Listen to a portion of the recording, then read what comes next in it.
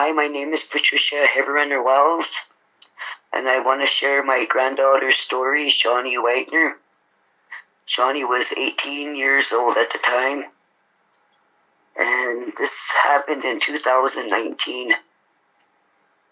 Shawnie lived with her mother, Claudia Wells, and her stepdad, Raymond Head, and her siblings on 600 block. We raised Shawnie when she was small. Don't remember the age until she was 17, and when her mom moved from Missoula to Browning, Shawnie wanted to stay with her, so we agreed on it.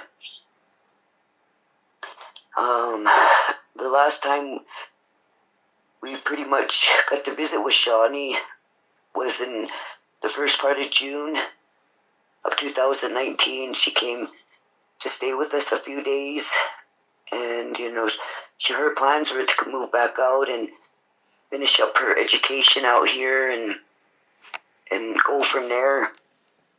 But then she went back to her mother's, and Shawnie met this friend on Facebook. His name was Francis Xavier Big Crow.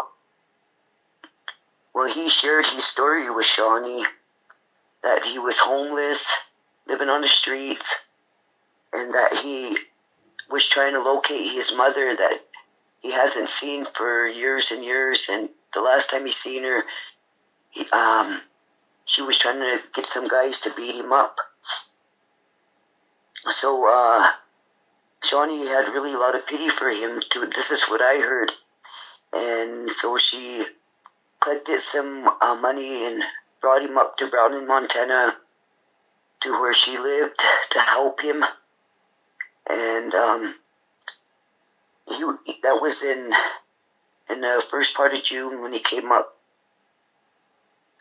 Didn't know really a lot about this boy, but what he was saying, that he was from Sioux Falls, and that that's where he was living at. But then later, my son, Ram Wells, was helping do an investigation where this kid was, and his place where he stayed was in Wyoming. So that boy kept pretty quiet about his background and everything. And to this day, I always wished I could have just really investigated this boy and who his parents were and everything. But hearing from her friends that Shawnie was really scared of this boy, and I got a lot of text messages I saved of hers. Well, the last time we seen Shawnie was June 16th, 2019. That was on Father's Day. In the afternoon, I took my husband took him out to eat at the casino, and Shawnie messaged me, and I still got those. She wanted to know what I was doing, and I told her. And she said, Grandma, can you buy me pop and chips? And she said, if not, can you just give me a few dollars? And I told her, yeah. So after we got done eating, we went up to my daughter's house. And then we seen Shawnie come bouncing out of that house over to the truck, and I opened my door, and we was visiting and laughing, and then she said, I just need a few dollars. So I gave her some dollars and followed her in the house and checking on everybody. Well, her brother Brendan Wells was there, her cousin Sherman Wells, and her other cousin Leah Aerotop. Well, Brendan and Sherman wanted to come back out to Heartbeat with us. So I told them, yeah, talked with Shawnie and Leah, and then we came home. It was in a kind of like late evening, and just pretty much we was home and doing what we needed to get done. And so it was getting later that night, and my daughter Tricia Wells was here.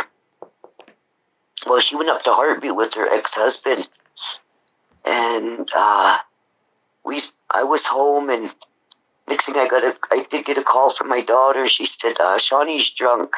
She's drunk, and she's beating up on that boy in that living room. That's Francis. And I told her, just just have her picked up. And she said, Mom, I don't want to have her picked up. She said, and I told her, well, just have that boy go in that room with those kids. So she did. And she said she was in that room with her kids, and because they were scared, and she was laying down with her little girl. And next thing, later that night, it might have been about maybe midnight or something, my girl comes down, maybe between, I'll say 12:30, a little after 1, and I couldn't sleep. I just sitting in my room, and next thing she come in, she said, Mom, she said, Shawnie sent me a message through Facebook and said that she took a bunch of pills. So I told her, you need to call in her and get a hold of sister and let her know. And so she calls in there from the home phone, and next thing I'm hearing her hollering, and I'm like, my girl, what's going on? And she said, they're all screaming in there. They're crying and screaming. Something happened. Something's going on. And I'm like, find out. And next thing she was just like, Mom, Shawnie hung herself. And I was just like, oh man, So we were all getting ready, and it's like a half an hour drive in. All the way in, I was just like, okay, the ambulance is going to be there. They're going to take her to the hospital. They're going to work on her. She's going to be okay. Praying our way to town. And then when we get into town on 600 block, there's only a few cop cars there. No ambulance. So we pull up. I jump out. See that Francis Xavier standing there crying. And he's screaming. I almost had her back. And one of the officers are standing on the doorstep, and I run up there, and he won't let me in there. And I tell him, I need to know what's going on with my granddaughter. He won't let me in. There's another officer standing to the right of him, and I'm, trying to get in there, and they won't let me. And same time, my son Ram Wells, his wife Vanetta, pull up. They're there, and I'm just trying to, get over there. And my grandson Brendan's out there, and just, begging these cops.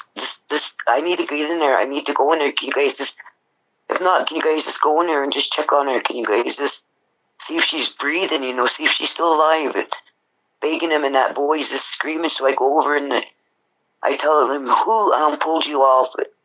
He said, I was working on her and I had her back. I almost had her back, and they pulled me off. I said, who? He said, the cops. They pulled me out there and chased us out of that room. And I'm, that right there, I'm just like, okay, these cops need to go in there and see if she's still, alive. Work on her, something. I don't know how long we stood out there. I really don't. I don't even know what was going on with me. They had an ambulance come, and they wanted to check me over, so we got in there.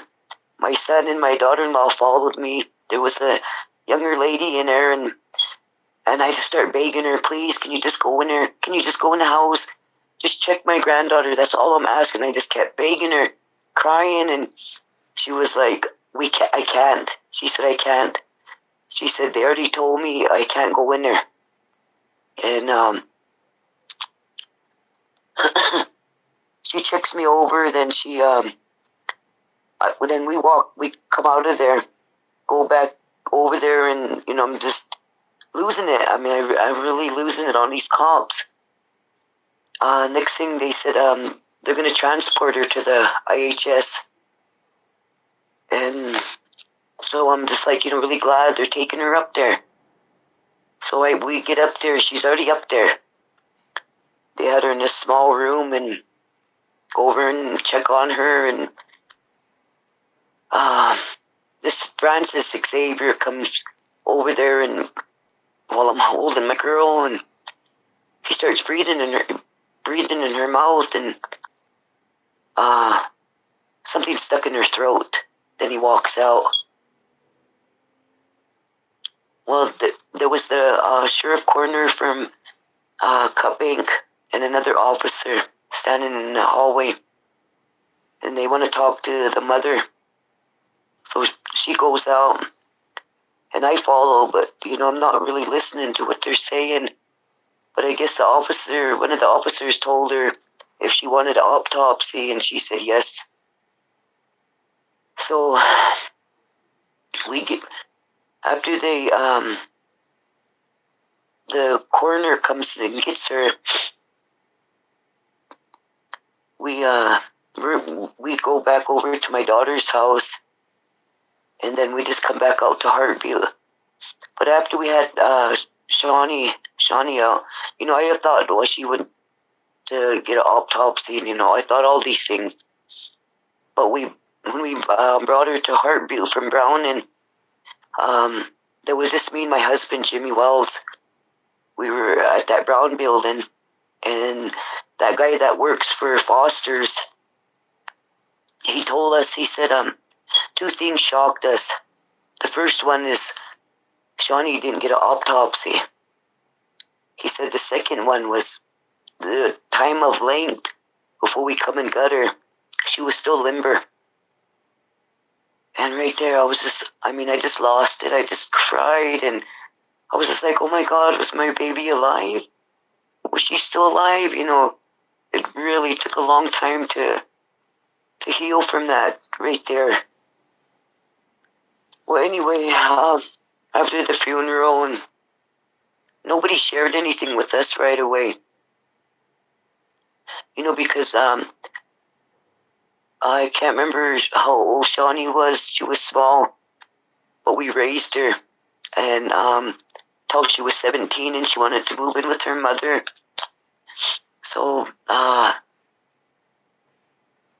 nobody shared anything until way later. The next thing they told us, Mom, did you know that Francis was beating her up in that living room? And I said, no, I didn't hear nothing. And she said, yeah, he was beating her up in that living room. And then, I just started collecting information from everybody, the ones that were there. And the ones that were in that, standing in that living room watching was her stepdad.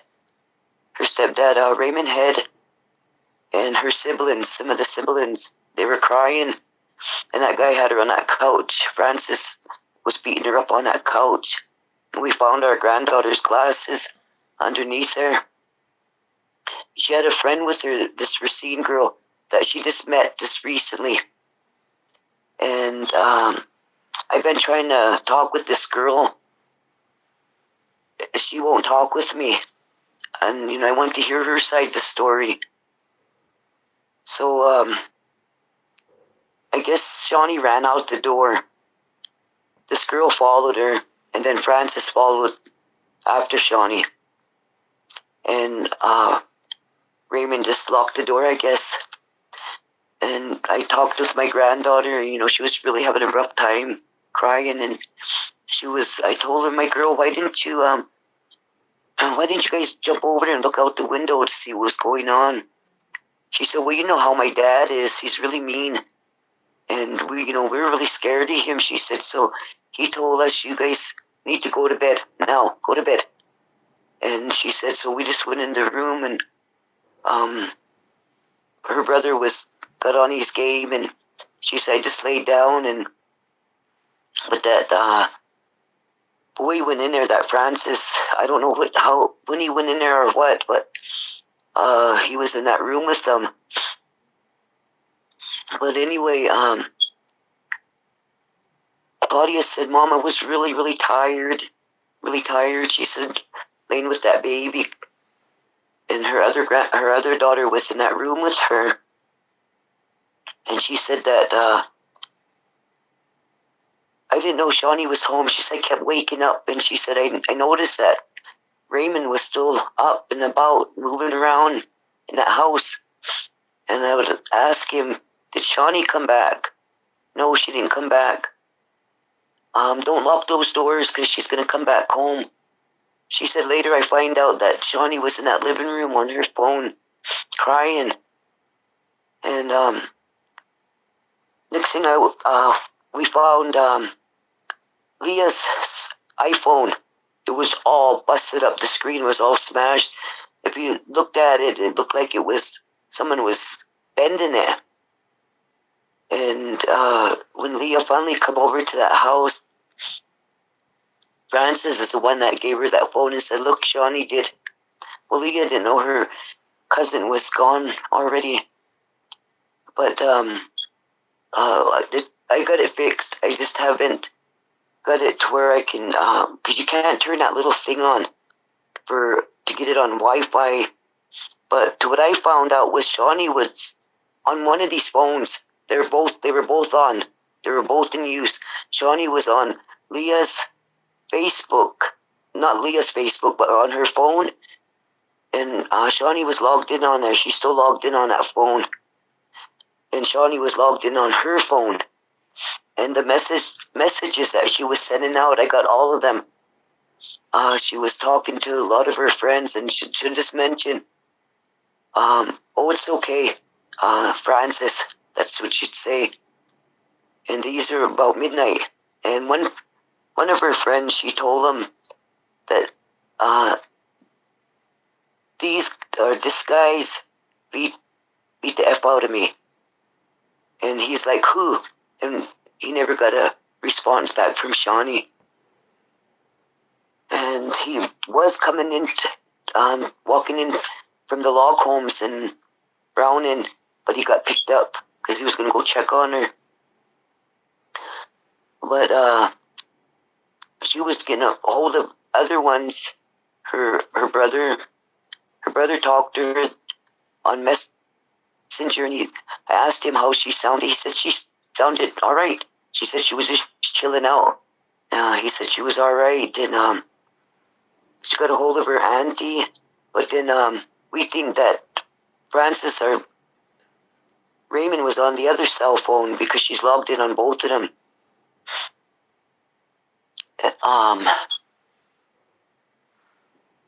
Then I asked Leah, "Why did you leave your phone?" And she said, "Because I had no use for it. I left with my friend, and they don't have Wi-Fi, so I thought I'd just tuck it in my bag." She said nobody knew it was there, and I had my bag put away.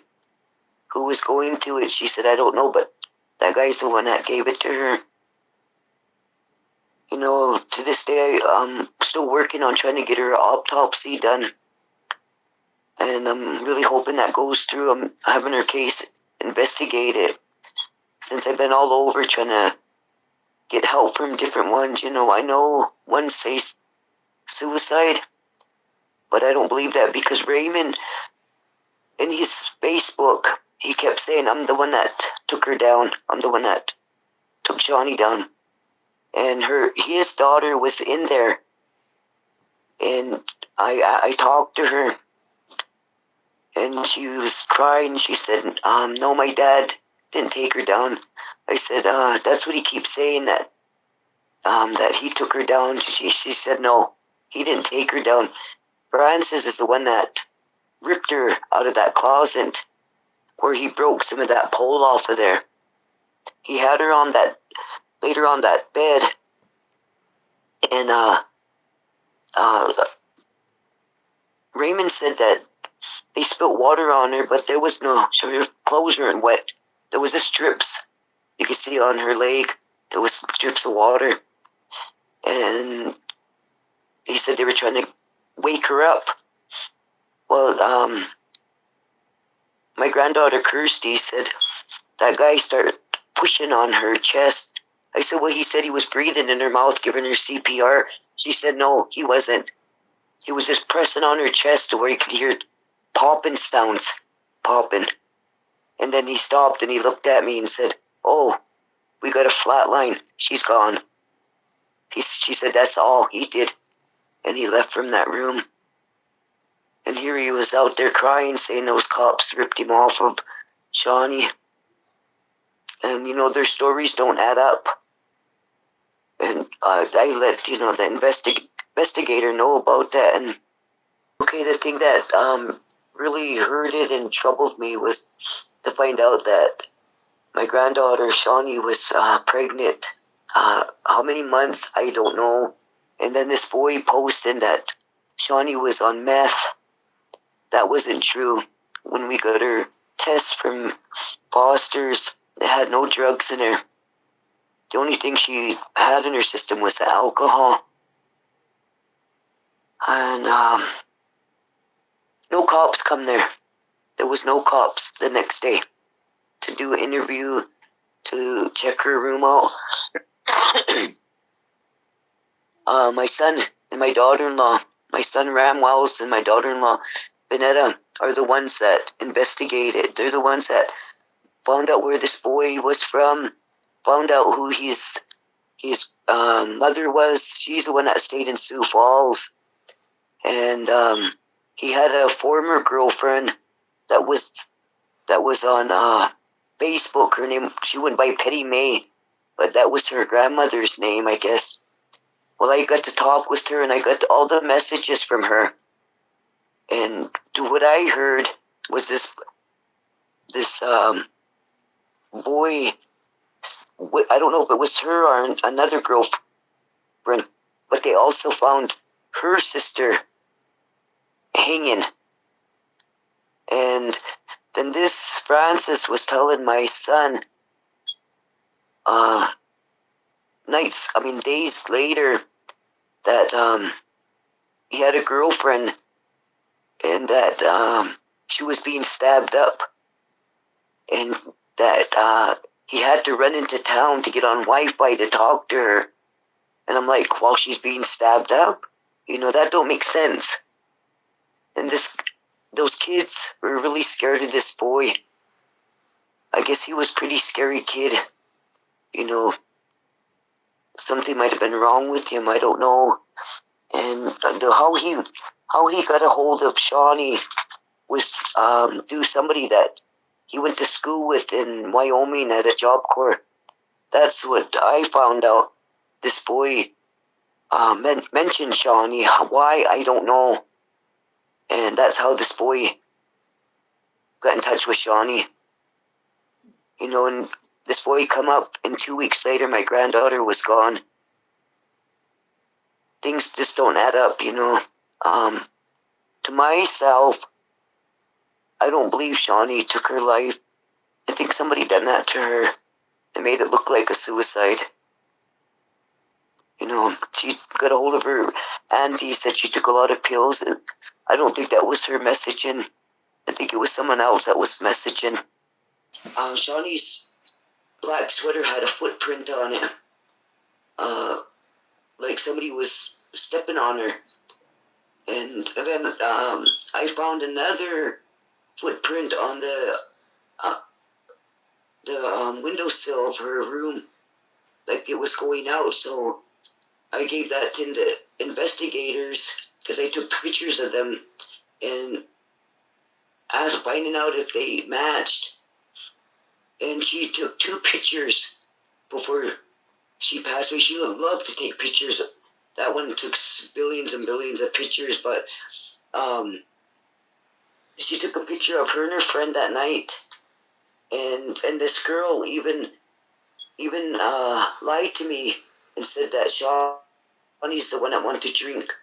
But see, I only gave Shawnie $3, and that's all she wanted. And then that girl's the one that got a hold of Shawnie through Messenger, and she's the one that had the most money, so they got somebody to run for them because they're both underage.